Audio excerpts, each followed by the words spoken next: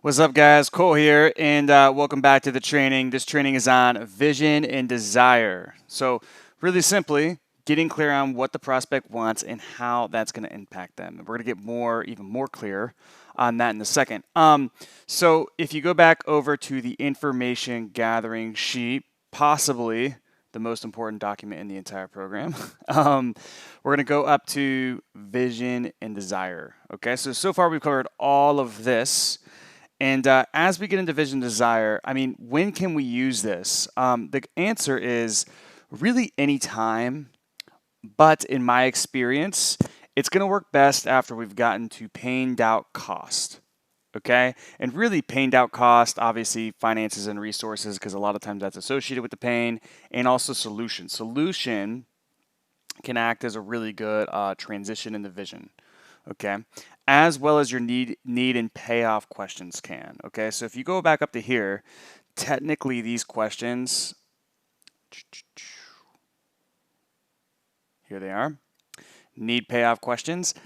These can also be solution questions, okay? The reason I put them up here in terms of widening the gap is because when you're going to use these, oftentimes it's when you're going into, these types of questions or you're chunking down or any of that stuff we talked about earlier, it sets you up really, really well for a need payoff question, which sometimes, you might ask one of those and it's just going to make sense to go deeper based on the response and get into the vision.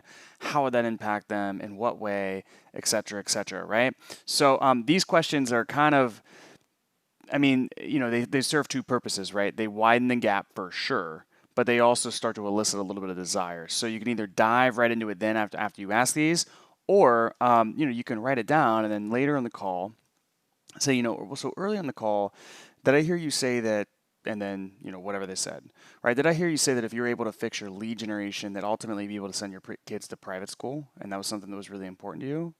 Okay, well, tell me more about that, right? And then you can go into that. Okay, so earlier on the call, did I hear you say that X, whatever you took notes on, is a good way to bring that back up, and then tell me more about that, right? And then now we're into it, if that makes sense. So these questions, again, you can really use them anytime. I like to kind of do vision last, so we end the information gathering phase on an excited note. And then also need payoff is a good gateway into this as well. Just one thing I want to say here is, as an aside, is that some people are they're very towards meta paradigm, meaning that they just are very towards people. Like they're always moving towards something opposed to away, right? They're more goal oriented. They want to talk about what they want. So sometimes on the call, it might be easier to start off and this is going to be 5%, maybe 10% tops of people, but it might be easier to really just kind of get clear on the vision first and then reverse engineer, well, what's keeping them from doing that on their own? Why can't they figure that out? Oh, why is that a problem? How is that affecting them? How is that impacting them? In what way? And then get, the doubt, all of that stuff, and kind of reverse engineer it back. You can do it that way too.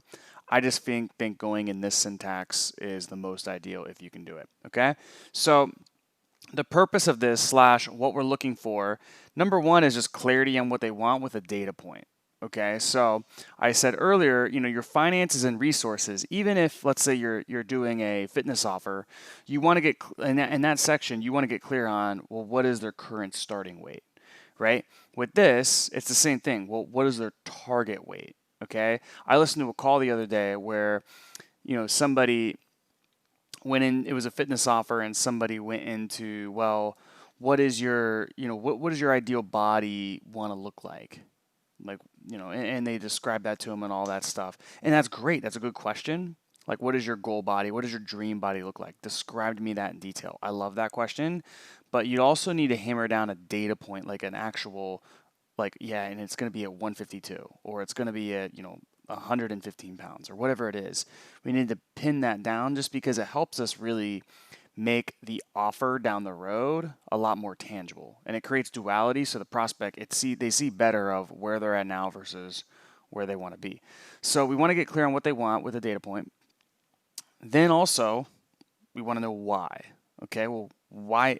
At the very, very easiest level is just, why is that important? What would that do for them? How would that make them feel? So there should be kind of some logical reasons why, but most of it's going to be emotional. Okay.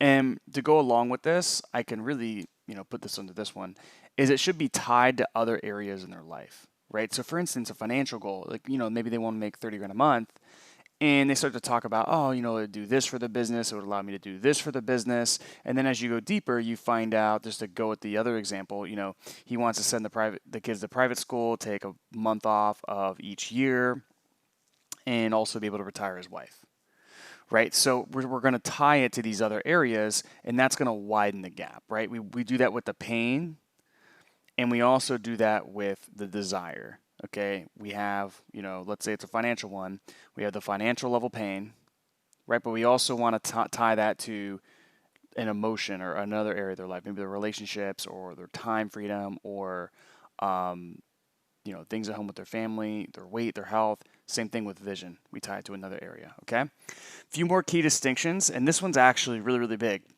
If their goal's too low, you got to stretch it. Okay. So, and part of this has to do with the buying pocket. Part of it has to do with you selling high ticket because let's say their goal is 5 grand a month. Well, if your program's 10K, sure, they can pay you 10K to learn how to make 60 grand a year, maybe for the rest of their career, right? Still, it's really actually, not a bad investment, but it's just going to be harder for the prospect to do opposed to if their goal is 50 grand a month. Okay, so when we get these really low goals, we'll get into this. There's two different ways we can do it. We can chunk down or we can use stories to stretch the gap. And the larger the gap is, you don't want it so big to where they just don't even believe it's possible, right? Like the buying pocket. But the larger it is and the more, associated they are with that at the same time, it's going to make the investment drop a lot easier and it's going to make it make sense. Again, you must get a data point. And then when you get into these kind of ooey gooey questions, they might seem a little bit uncomfortable. They're a little bit personal. A good framework you can use, and you'll see this, I'll use it later in this training, is permission, reason why, question. Okay? And basically that is, hey, can I ask you a personal question? Okay, and the reason why I'm asking this question is, and then you frame it within moral authority. You frame it in their own best interests. All right? Hey, can I ask you a personal question? Yeah. And look, the reason why I'm asking this question is it's really important for you to hit your financial goals, but we don't want you to just become more wealthy and more profitable, and more lucrative as a business. We want you to become a better person as well. So, what are the personal goals, kind of the non-monetary goals that you want your business to allow you to achieve, if that makes sense? So you'll see I use that question later on in the training, but permission, reason why, question. You can use it it's a great framework for these difficult cost questions. If you're getting difficult in the finances, I use it in those areas all the time, and it'll increase your compliance with these questions like you've never even seen. Okay, so they're really, really, really good. Now, to get into the questions, here's questions to get the data points / what they want, all right? These ones are super duper simple, okay, like almost common sense.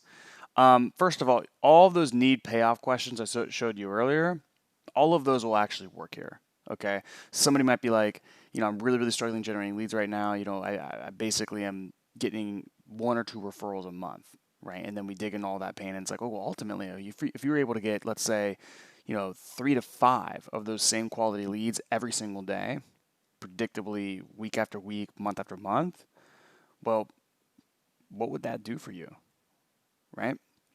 And then he starts to say, oh man, well, if I was able to get 3 to 5 leads a day, I'd be doing 100 grand a month. Oh man, so is that your goal or what really is your goal? Is 100 grand a month where you want to go? And then we start to get clearer on this, right? So you can see how it segues. So all of those questions will work here. I really like this question. It's very broad. So if you have a rambler on the phone, just kind of beware. But this one's really, really good because it'll actually bypass this people just wanting to set low, shallow, small goals, and it'll actually get like the big thing. Ultimately, what's the goal? I use that question all the time. A more specific one, because right, you might use this and they might say, oh, ultimately the goal is to, have this brand and, we're doing $10 million a month and I'm speaking on stage and I'm having things like events like Grant Cardone and they're at like $2,000 a month. So it's okay, well, that's amazing and that's great. We kind of want to explore that a little bit because we can hold them accountable to the person that they need to be that person at the end of the call. So there's importance there, but then we need to chunk it down a little bit. Okay, well, I love that goal. Okay, we kind of go into it. So what's like your target goal over the next 90 days? Like you're $5,000 a month now. Over the next 90 days, where do you want to be exactly? Right? And we can do that with weight. How many dates do you want to be on? Let's say we work together and it's 90 days from now. How many dates do you think you need to be going on a week to be like, yeah, that was a great decision and this program was absolutely successful, right? So we want to pin down a clear target with numbers here. You can also say like, what does your ideal business look like to you? I think a better one with this would be, what does your ideal relationship look like? Your dream body, your dream physique. Describe that to me in detail, right? So we can use questions like that. Here's another good one is when you think about a business that no longer has pain, but instead has whatever they want, what number sticks out to you that you'd be pulling in net each month consistently and predictably? Right? So when you think about a business that instead of a trickle of lead flow, you're getting about 3 to 5 consistent appointments every single day, week after week. Once you get to that point, what number would you like to see your business pulling in net each month, month after month? What number would have you really excited? Okay. So I like this because it's kind of future pacing them into the solution a bit. Here's another one. So suppose we invite you and we show you how to fix X without Y, right? Suppose we invite you in and we show you how to fix the lead generation problems that you have in your business without increasing ad spend at all. Okay. Once your business gets to that point and you're getting about 5 qualified appointments a day, I mean, where would you like to be in terms of revenues with lead generation like that? What's the goal? Okay. So suppose we invite you in and we show you how to fix X without Y, right? So there's some future pacing language here. Sometimes I use this. It just kind of flows well in the conversation. Sometimes I might just go, ultimately, what's the goal? Okay, well, what's the target? What are we after here? This part is all we really need is the data point and kind of overall what the outcome, what they want is. Very, very simple. Here's where a lot of our salesmanship is going to come in, okay? So after that, typically I'll follow up with just, can I ask you a personal question? Getting to whatever they said they wanted, why is that important to you? Or why is that important to you personally? Okay. So the reason that language does it's nuanced, but it makes a difference is can I ask you a personal question, right? Getting to outcome, whatever they wanted to, getting to 115 pounds, right? So you can fit in the size 2. Why is that important to you personally, right? When we add in those personalies, we're actually get more of an emotional response. And what I have found is when you get permission before asking that question, you just get a way better response. It's so much better. And so you might get, and again, here's the other thing, this is why I bolded it's so important, is you might kind of get the reason that sounds good first, right? Like you might get the reason that people are telling their friends that they want to do it. But when you ask, okay, well, that makes sense. And getting to 115 pounds so you can get into a size 2, I'm curious, but is there any other reason that is important to you personally, right? Then it's like, oh, it's something about what her husband said or whatever it is, right? You go one level deeper here and then you get the real reason, okay? So 90% of the time, guys, this will probably, like these 2 questions here, probably going to be enough, okay? Another great one is, well, why not stay where you are now, though? Okay. And then a lot of these questions are variations off kind of what we just already went over. Why that number? What is that getting there? What would that change for you exactly? What would that do for you exactly? Getting to 30 grand a month. Ultimately, what would that do for you personally? Right? And all of these questions would be good if you pre-frame it by permission. Okay. Getting to 50 grand a month. Would that have an impact on you? Oh yeah, that definitely would have an impact on me. In what way though? Right? So we want to do that as well. Let's pretend you get to 50 grand a month. How would that impact you? Or how would that impact the company? Right? So sometimes with, maybe it's a little bit of a bigger company. first, well, how would that impact the company? And we kind of get into that. And then, hey, can I ask you a personal question? But I get it would have this and that impact on the company, but why is that important to you personally, though? Right? And then we kind of get into the whole personal side. So a lot of times I'll do that. I'll first explore what it does for the company, and then what it does for them. And then what would getting to blank mean to you personally? Okay. Um, would that affect any other areas of your life? Right? Again, that's a good one to pre-frame with permission. Can I ask you a personal question? Would that fit with getting to 30 grand a month and being able to have consistency with that, so you're not on the roller coaster anymore? I mean, would that affect any other areas of your life? You getting to blank, how do you see life differently than it is now? How would that make you feel? Right? So obviously it's a contextual question here, but you want to say, how would getting to 30 grand a month make you feel? Right? Even though you could ask that, it's not that bad. But you want to say something along the lines of, like, maybe they respond to, oh man, I could, if I could get there, I could finally fit into that size too. Oh man, okay, well, how would that make you feel though? Right? So you can ask something like that. What would these are some ninja ones, okay? But what would your spouse slash family think of you if you got to the goal, right? I mean, what would your wife think if you started bringing home $30,000 a month each month instead of five? I know this is a personal question, but how do you want your family to think of you in general? What type of legacy do you want them to leave behind for your family? Have you thought about the type of legacy you want to leave behind for your family? How do you want the people who you've impacted to think about when you're gone, right? So these are similar to like the death questions that we asked. Here we go. Up here. What do you want people to say at your funeral? What this does is it really gets people associated with, like, not just their why, but also the person they want to be and their purpose. Okay. And if you remember in the very, very first video, in like video 1, okay, we were talking about how purpose is the highest driver of behavior, and then identity is the second highest driver of behavior, more so than beliefs, more so than values, more so than the environment, all of those things, right? So when we can elicit this, here we are.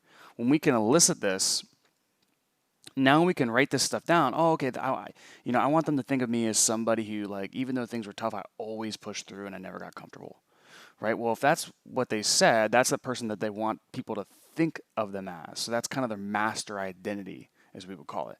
So we can use that. We can write that down and then have that at the end of the call to hold people accountable for.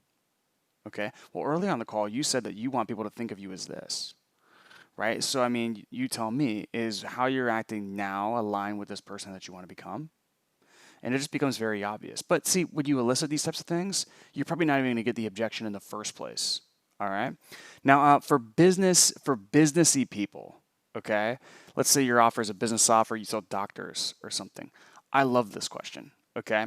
What are your non-monetary goals? And I would frame it with by the way, the permission reason why question. Okay. What are your non-monetary goals, your personal goals that you want your business to allow you to achieve? And the reason I'm asking is I don't want to just help you build a business that's lucrative, that's profitable, that's building you wealth, but also one that's not making you miserable, or despite all the money, it's making you question why you got into the business in the first place. So, what are some of the things that are really important to you about this personally? Okay. You frame it like that, you're going to get them every single time. Okay. Now, earlier I mentioned, one of the things you want to watch out for is if they set a really, really small goal. Like, if you got like a 5K, 10K weight loss program, for instance, and they want to lose 5 pounds. All right. Well, we gotta stretch that bad boy. But usually the people who are gonna run into this the most are business ROI offers, and it's people who, their goal is 5 grand a month, right? Their goal is 10 grand a month. Okay, so what do we do here? We want to expand their vision, and a lot of times we just want to realize that people talk about these like SMART goals and all these different things. People who say 5 grand a month, if they're at zero, it's not that they want 5 grand a month. They're just trying to sound realistic so they don't sound dumb. Okay, so just give them the benefit of the doubt here at first. It's not a huge red flag. I would just ask something like, if you got to 5 grand a month, I mean, would you just stop there? Or what's next? Oh no, no, if I got the 5 grand a month, then it'd be 10 and then it'd be 15 and then 20 and then, the sky's the limit. Okay then, well, what's the goal ultimately though? Right? And then, well, ultimately, and then they give you the ultimate goal. Right? And you can even say here, well, I want to be realistic because you get some people just the way their mind works. Oh, I want to be realistic. I don't want to get ahead of myself. Totally understand, man. I think that's really smart for you to do. Just being realistic aside, because I want to really understand the long-term vision here. Where would you really like to get this to? Okay. And then just make sure you're kind of expanding. And then once you get to, well, I'd really like to get this to 50 grand a month. Okay, well, and I'm curious. Can I ask you a personal question about that? What about getting to 50 grand a month is important to you personally, though, right? And then we're going back into our questions. So we want to kind of re-stretch that and then go back into it. Now, 5 grand a month, you still want to kind of ask why that's important because 5 grand a month might be enough to be able to quit their job, right? Their 9 to 5 and go full time in their business. Oh man, if you're able to do that, ultimately, what would that mean for you? What would that mean for you personally? Oh man, and then they go on about how much they hate their job, and then they could finally spend more time with their kids and their spouse, and et cetera, et cetera. And sometimes that is enough for people to invest 10K to be able to make that shift. But then we still want to stretch it a little bit further so they see the long-term vision. Okay, so they don't think they're investing, let's say, 10K or 15K to get 5 grand a month. It's 10K to get 50 grand a month, right? That's how they're going to think about it. And then we covered this one. So then you could kind of transition, like use a story here. Sometimes, I mean, you just kind of probe a little bit deeper and then you find out, yeah, they got bigger goals. They were just trying to not sound dumb, right? That was the biggest fear. I'd say that's 90% of the time. Sometimes if needed, you can use a case study and say something along the lines of, well, I think we can get there much faster than you think. Because, you remember John, who I told you about earlier on the call? Well, he came in a similar situation as you, but literally the only difference between you guys is that he was shooting for 100 and you were shooting for 5. And in just 90 days, he's not at 100, but he's already doing 50 grand a month. Does that make sense? So, I don't want to see you aim lower than what you're truly capable of and what your potential is. So I know it's a bit uncomfortable, but are you open to setting a bigger and a little bit scarier goal for us to work towards together? Okay, well, what do you think that's going to be? What's the goal that really kind of, it scares you, it makes you nervous, but in your gut, it's realistic? Okay, well, 25 grand a month. And then you have something to work with here, right? You got that person to 5, then 25. You go back into your questions. Okay, 25 grand a month. Why do you say that? You getting to 25 grand a month, what would that do for you personally, right? Then you're going into all of that stuff. The second way to do this is to chunk down. And this, I would resort probably to this one first. That's why I put it first. And then I've used this one, and it's really effective too. If you get somebody who's more of like you see this a lot with people who, they want the laptop lifestyle. They just want to travel and, oh, I just need, all I need is 5 grand a month in an online business. Okay. So, you can chunk down to let them see that the non-monetary doesn't line up with the monetary. Okay. So, gotcha. So what I'm hearing is your goal is 10 grand a month then. Okay.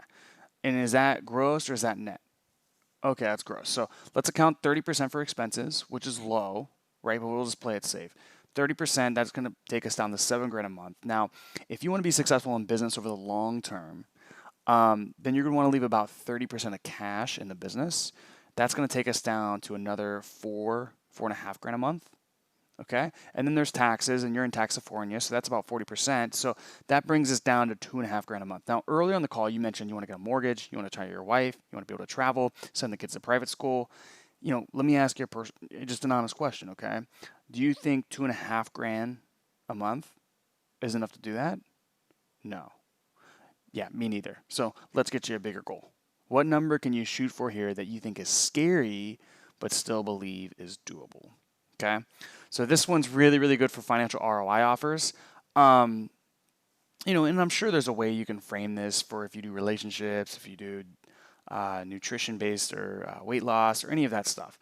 I'm sure you can chunk down to kind of make it seem unrealistic, and then you reframe them, or not unrealistic, but ridiculous, and then you reframe them.